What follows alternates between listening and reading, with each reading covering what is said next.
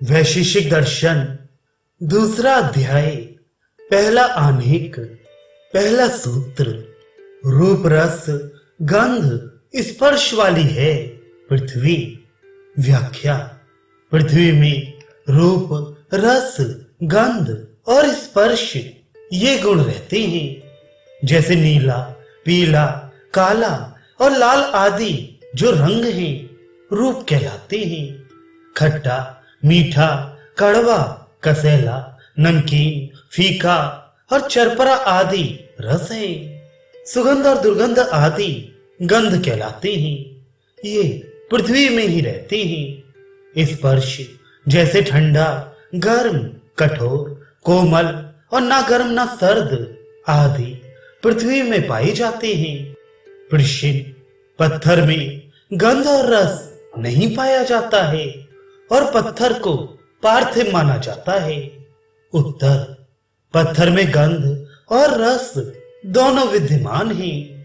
पत्थर की यदि भस्म कर दी जाए तो दोनों का प्रत्यक्ष हो सकता है, क्योंकि यदि पत्थर में रस ना होता तो जलाने से उसकी भस्म ना होती।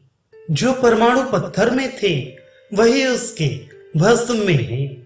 जब भस्म में गंध का प्रत्यक्ष होता है तो पत्थर में भी है। ये अवश्य ध्यान रखना चाहिए। ये गुण जो पृथ्वी के बतलाए गए हैं ये संयुक्त के गुण हैं। उनमें से जो रूप गुण है वह अग्नि का है। रस जल के संयोग से है। गंध पृथ्वी संयुक्त का स्वाभाविक गुण है और स्पर्श वायु के संयोग से है। जो पंचभूत हमें दृष्टिगत होते हैं वे सब संयुक्त हैं। उनमें जो स्थूल है उनमें सूक्ष्म के गुण रहते हैं। पृथ्वी सबसे स्थूल है, इसलिए उसमें सब भूतों के रहने से उन सबके गुणों का प्रत्यक्ष पृथ्वी में होता है। जो जिससे सूक्ष्म है उसमें अपने से स्थूल के गुणों की प्रतीति नहीं होती, जो अगले सूत्रों में सिद्ध किया जाएगा। स्थूल पृथ्वी के स्वाभाविक और नैमित्तिक गुण बतला दिए। आगे उसकी विशेष व्याख्या करते हैं। दूसरा सूत्र। जल रूप रस स्पर्श वाला है तथा द्रव अर्थात बहने वाले और स्निग्ध अर्थात स्नेह वाले हैं। व्याख्या। इनमें से रूप, गंध, रस और गुण पानी में रहते हैं और वह बहने वाला चिकना होता है। जल जबकि पृथ्वी से सूक्ष्म है, इसलिए गंध जो पृथ्वी का गुण है वह उसमें नहीं रहता, किंतु वायु का स्पर्श और अग्नि का गुण रूप उसमें रहते हैं। इसलिए वायु और अग्नि जल से सूक्ष्म है। प्रश्न। जल का रूप कैसा है? उत्तर। जल का रूप श्वेत है। जहां कहीं कोई नैमित्तिक दोष का संयोग होता है तो उससे और रंग दिखने लगते हैं। और रस जल का मीठा है। जहां खारी प्रतीत होता है वह किसी दोष के कारण से है। स्पर्श जल का शीत होता है। जब जल का उष्ण स्पर्श होता है तब उसमें अग्नि का संयोग होता है। यद्यपि बहना जल का स्वाभाविक गुण है, किंतु किसी कारण से हिम, बर्फ व ओला बन जाता है। जल में मिलाने का भी गुण है। तीसरा सूत्र। तेज रूप और स्पर्श वाला है। व्याख्या। तेज अर्थात अग्नि का गुण रूप और स्पर्श है, जबकि पृथ्वी और जल दोनों अग्नि से स्थूल हैं। इसलिए उनके गुण, गंध और रस अग्नि में नहीं होते। आशय यह है कि जिसमें चमकदार रूप और गर्म उष्ण स्पर्श होता है वह तेज है। प्रश्न। यदि स्पर्श उष्ण होता है, यही अग्नि का लक्षण है, तो चंद्रमा, हीरा, मणि, सोना और चांदी में तेज होता है, परंतु उनमें स्पर्श उष्ण नहीं होता। उत्तर। चंद्रमा आदि सबों में स्पर्श उष्ण होता है, परंतु जल का गुण जो शीत है उसके अधिक होने से उष्णता प्रतीत नहीं होती, क्योंकि जो बलवान होता है वह दूसरे की शक्ति को तिरोभूत कर देता है, दबा देता है। इसी प्रकार कहीं जल की अधिकता से जैसे चंद्रमा में, कहीं मिट्टी की अधिकता से जैसे मिट्टी आदि में उष्णता प्रतीत नहीं होती। तेज 4 प्रकार का है। एक वह जिसमें रूप और स्पर्श दोनों प्रत्यक्ष होते हैं, जैसे रूप और अग्नि। दूसरा जिसमें रूप का प्रत्यक्ष होता है, स्पर्श का नहीं, जैसे चंद्रमा। इसमें उष्णता का प्रत्यक्ष नहीं होता। तीसरे जिसमें उष्णता का प्रत्यक्ष होता है, रूप का नहीं होता, जैसे गर्म घड़ा व गर्म हवा। चौथे वह जिसमें रूप और उष्ण दोनों का प्रत्यक्ष नहीं होता, जैसे आंख। ये 4 प्रकार ही श्री स्वामी शंकराचार्य ने लिखे हैं। प्रशस्तपाद ऋषि ने अपने भाष्य में इस प्रकार विभाग किया है। पहली भौम जो लकड़ी आदि पार्थिव पदार्थों के जलने से प्रतीत होती है। दूसरी दिव्य जो सूर्य और बिजली आदि से प्रत्यक्ष होती है। तीसरी वह अग्नि जो खाए हुए को पेट में पचाती है। चौथी आकरज अर्थात वह अग्नि जो स्वर्ण आदि चमकीले पदार्थों में होती है। अग्नि के गुण के उपरांत अब वायु के गुण का वर्णन करते हैं। चौथा सूत्र स्पर्श वाला है वायु। व्याख्या, यद्यपि वायु का गुण केवल स्पर्श है, तथापि शीत और उष्ण वायु का स्वाभाविक गुण नहीं। जब हवा पानी के अंश को लेकर चलती है तब ठंडी हो जाती है, और जब अग्नि के अंश को लेकर चलती है तब गर्म हो जाती है। वायु का गुण सर्दी गर्मी से पृथक केवल स्पर्श है, जिसका त्वचा से प्रत्यक्ष होता है। वायु का इंद्रिय त्वचा है। 5वां सूत्र, वे आकाश में नहीं है। व्याख्या, जो पृथ्वी, जल, तेज और वायु के गुण, गंध, रस, उष्णता और स्पर्श हैं, वे आकाश में नहीं पाए जाते। प्रश्न, आकाश में भी नीलापन होता है, जो रूप है, जिसका प्रतिबिंब स्वच्छ जल या दर्पण में दिखता है। यदि आकाश में रूप नहीं होता तो उसका प्रतिबिंब किस प्रकार होता? उत्तर, जो नीला रूप आकाश में प्रतिबिंब से दिखता है वह आकाश का रूप नहीं है, किंतु आकाश में रहने वाले जल कणों का है। और नियम यह है कि सूक्ष्म के गुण स्थूल में नहीं आते, क्योंकि गुण और द्रव्य में ऐसा ही संबंध है कि एक दूसरे के बिना नहीं रह सकता। इसलिए जब तक सूक्ष्म द्रव्य के भीतर स्थूल द्रव्य ना आ जाए तब तक उसके गुण नहीं आ सकते। जबकि आकाश पंच तत्वों में सूक्ष्मतर है, इसलिए आकाश में चारों तत्वों के गुण नहीं आ सकते। जैसे पानी तो गर्म हो सकता है क्योंकि अग्नि पानी से सूक्ष्म है, परंतु आग ठंडी नहीं हो सकती क्योंकि पानी अग्नि से स्थूल है, वह अग्नि में नहीं आ सकता। इसलिए अग्नि में उसका गुण सर्दी नहीं हो सकता। आशय यह है कि स्थूल तत्वों में सूक्ष्मों के गुण मिले हुए हैं, इस कारण उनमें उनके गुणों का प्रत्यक्ष होता है। प्रश्न, पानी में जो बहने का गुण बतलाया गया है सो ठीक नहीं, क्योंकि घी, लाख और मोम भी बहने वाले पदार्थ हैं। 6वां सूत्र, घी, लाख और मोम आदि का अग्नि के संयोग से द्रवत्व जलों के साथ सामान्य है। व्याख्या, यद्यपि घी, लाख और मोम आदि वस्तुओं में बहना पाया जाता है, परंतु उनमें बहना अग्नि के संयोग से है। बिना अग्नि के संयोग के उनमें बहने का गुण नहीं पाया जाता, इसलिए उनमें यह गुण नैमित्तिक है, स्वाभाविक नहीं। पानी में गुण सामान्य है, अतः उसका स्वाभाविक गुण है। प्रश्न, रांग और चांदी आदि में भी बहने का गुण पाया जाता है।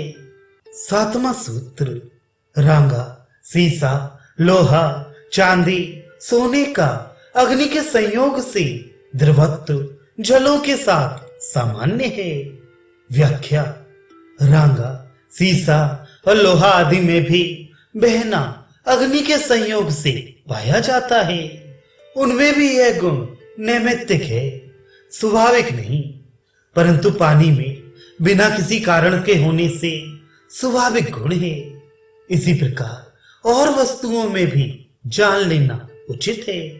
यद्यपि बहने का गुण पानी और अन्य वस्तुओं में सामान्य है, किंतु स्वाभाविक और नैमित्तिक होने से अंतर है।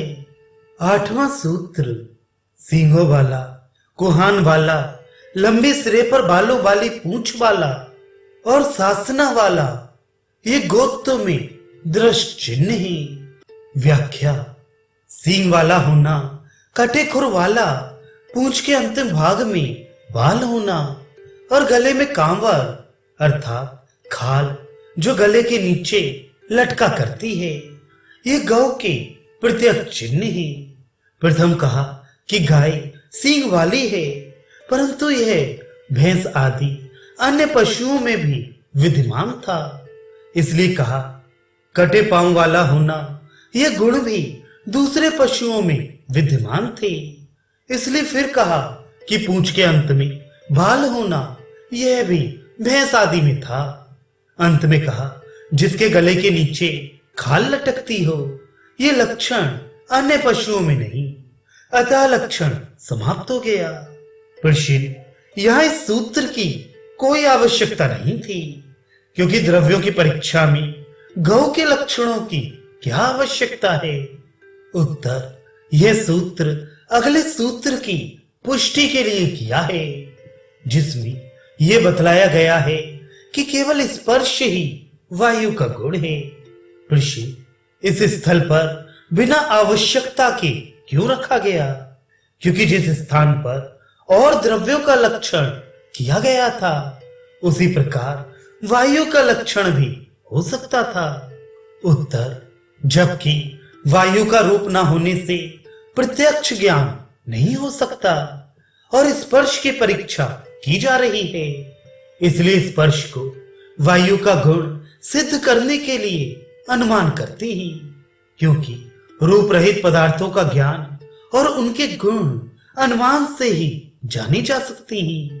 पक्ष के रूप युक्ति और दृष्टांत की भी आवश्यकता पड़ा करती है, इसलिए गौ का दृष्टांत देकर बताया कि जिस प्रकार गौ के प्रत्यक्ष चिन्ह सींग आदि हैं, परंतु गले की खाल किसी दूसरे में ना रहने से उसका विशेष लिंग है, इसी प्रकार यद्यपि वायु में शीत और उष्ण स्पर्श होता है, परंतु ये पानी और आग के होने से वायु का केवल स्पर्श ही गुण सिद्ध है।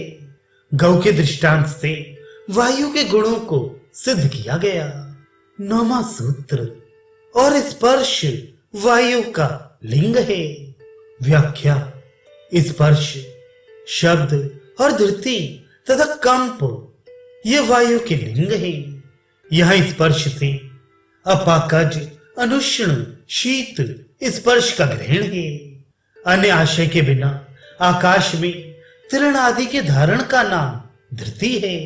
वायु के चलते समय वृक्ष आदि में होने वाले शब्द का नाम शब्द है और शाखा आदि के हिलने का नाम कंप है।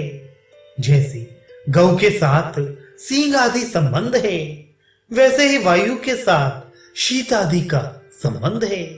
गौ का जैसे गले वाली खाल का संबंध है, इसी प्रकार वायु का स्वाभाविक संबंध स्पर्श मात्र से है। ऋषि, उक्त स्पर्श वायु का नहीं किंतु पृथ्वी आदि का है। 10वां सूत्र, यह स्पर्श देखे हुए द्रव्यों का नहीं, इसलिए यह अदृष्ट लिंग वाला वायु है। व्याख्या, उक्त स्पर्श पृथ्वी आदि का नहीं, इसलिए वायु का ही वह लिंग है, क्योंकि जल का शीत तेज का उष्ण और पृथ्वी का पाकज अनुष्ण शीत स्पर्श है, और ये स्पर्श अपाकज अनुष्ण शीत होने के कारण उनसे विलक्षण है। इसलिए यह पृथ्वी आदि का न होने से वायु का ही लिंग है।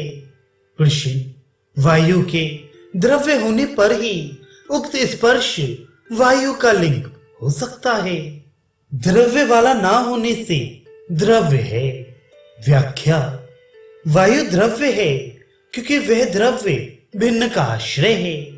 तात्पर्य यह है कि यद्यपि पृथ्वी आदि की भांति वायु का द्रवत्व प्रत्यक्ष नहीं है, तथापि अनुमान द्वारा इसकी सिद्धि हो सकती है।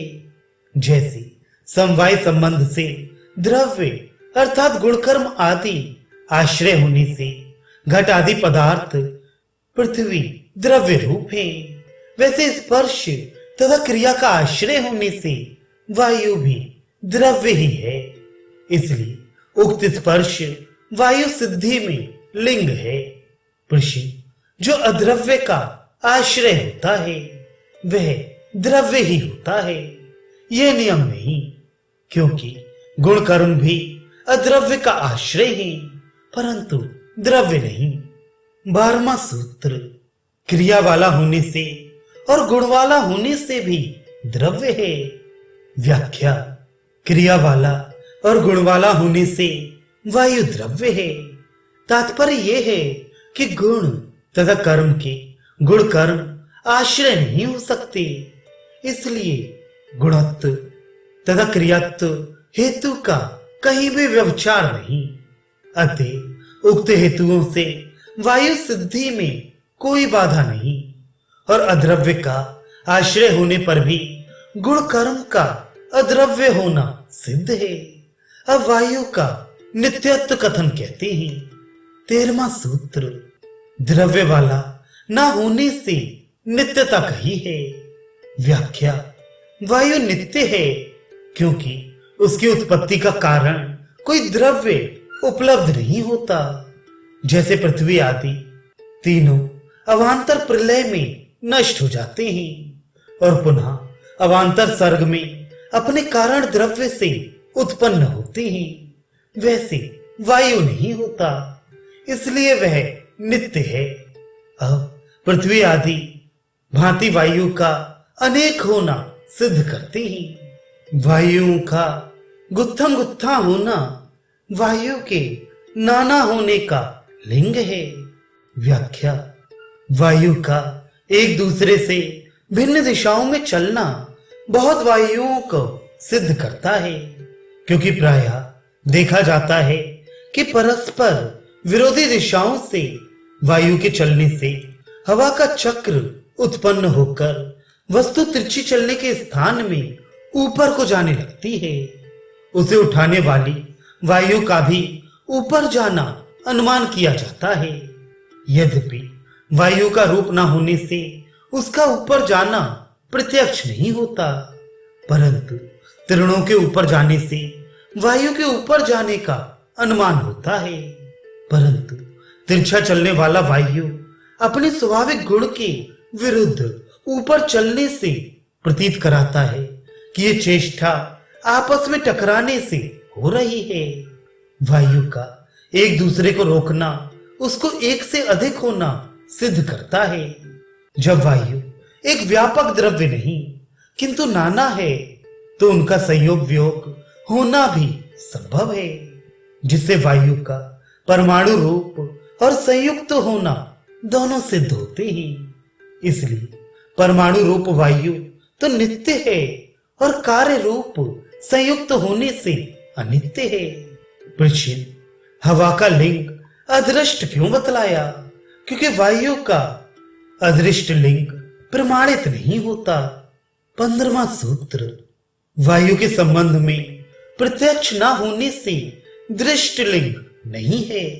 व्याख्या, वायु के संबंध का ज्ञान प्रत्यक्ष से नहीं जाना जाता, अर्थात दो वायुओं का मिलना आंख आदि इंद्रियों से अनुभव नहीं किया जाता, इसलिए उसका लिंग स्पर्श अदृष्ट ही कहा जाएगा। ऋषि, यदि अदृष्ट शब्द का ये अर्थ किया जाए कि जो किसी प्रमाण से ना जाना जाए, तो वह लिंग हो ही नहीं सकता, क्योंकि प्रत्येक भाव पदार्थ की सिद्धि प्रमाण से ही होती है। जब निशान के लिए कोई प्रमाण ही नहीं, तो उसकी सत्ता ही सिद्ध नहीं है, और अभाव किसी पदार्थ का लिंग हो नहीं सकता। उत्तर, यहां अदृष्ट शब्द का अर्थ केवल वह इंद्रियों से न जानने योग्य होता है। ऋषि, यह कहना भी ठीक नहीं, क्योंकि वायु का त्वचा द्वारा ज्ञान होता है और त्वचा इंद्रिय है, इसलिए वायु का वह इंद्रियों से ज्ञान होना पाया जाता है।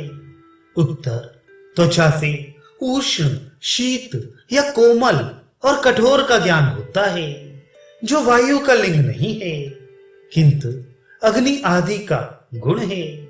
उष्ण, शीत से भिन्न केवल स्पर्श का ज्ञान त्वचा से नहीं होता, इसलिए वायु का लिंग अदृष्ट है, जिसका अनुभव इंद्रियों से नहीं कर सकते, किंतु उसका ज्ञान अनुमान और शब्द से सिद्ध होता है।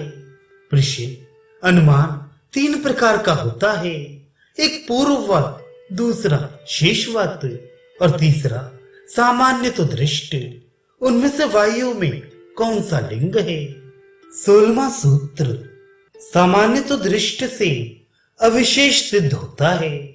व्याख्या, वायु के द्रव्य और अदृष्ट लिंग वाला होने से सामान्य तो दृष्ट लिंग होता है, जिसकी परीक्षा न्याय दर्शन में कर चुके हैं। जिस प्रकार अन्य वस्तुओं के कार्य नाना प्रकार के गुण व विशेषताएं प्राप्त करते हैं, अर्थात उनके रूप, रस और रंग में बहुत प्रकार का भेद पाया जाता है, वैसे ही वायु कार्य कारण रूप में सामान्य दशा में रहती है। उसमें कोई भी एक दूसरे से विभेद करने वाली विशेषता उत्पन्न नहीं होती। ऋषि, क्या कारण है कि और द्रव्यों के कार्य बहुत प्रकार के हो सकते हैं और वायु नाना प्रकार के कार्य पैदा नहीं करती? उत्तर, इसलिए कि स्थूल द्रव्यों में सूक्ष्म प्रवेश कर सकते हैं और इसी कारण से उनमें न्यूनाधिक प्रवेश करने से विभिन्न प्रकार के कार्य उत्पन्न होते हैं। परंतु वायु सूक्ष्म है, उसमें दूसरा द्रव्य प्रवेश नहीं कर सकता, इसलिए उसके कार्य सब एक ही समान होंगे। उनमें सामान्य रूप से स्पर्श ही होगा और कुछ विशेषता नहीं होगी। वृषिण, वायु में शीत और उष्ण दोनों गुण सम्मिलित हो जाते हैं, जिससे वायु गर्म या सर्द कहलाती है। इसलिए ये कहना ठीक नहीं कि वायु में दूसरे द्रव्य प्रवेश नहीं करते। उत्तर, यद्यपि वायु उनको उठाकर ले जाती है, जिससे शीत या उष्ण वायु प्रतीत होने से प्राय लोग ये विचार कर लेते हैं कि शीतता व उष्णता वायु में सम्मिलित हो गई।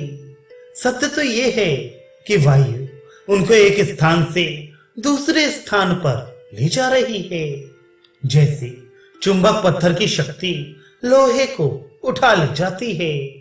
क्या उस समय ये मान सकते हैं कि लोहा चुंबक पत्थर की शक्ति में प्रवेश कर गया? आशय ये है कि जो द्रव्य दूसरे द्रव्य में प्रविष्ट हो जाता है उसे सम्मिलित होना कहते हैं, और जो किसी शक्ति से चले वह उसमें सम्मिलित नहीं कहा जाएगा। 17वां सूत्र, इससे आगम सिद्ध है। व्याख्या, जबकि वायु का होना अनुमान से सिद्ध है, इसलिए वेद में भी वायु की सत्ता मानी गई है और वायु को द्रव्य कहा गया है, क्योंकि शब्द वही प्रमाण हो सकता है जिसके अर्थों का होना प्रत्यक्ष व अनुमान से सिद्ध हो जाए। वायु का द्रव्य होना अनुमान से सिद्ध है, इसलिए वेद में वायु को नित्य वस्तुओं देवताओं में गिनाया है। वायु का नित्य होना तो वेद में प्रकृति के नित्य होने से सिद्ध है, और अनित्य होना उत्पत्ति के लिखने से सिद्ध है। इसलिए नित्य और अनित्य दोनों प्रकार के वायु, जिसका लिंग चाहे अदृष्ट हो, अनुमान और वेद से पाया जाता है।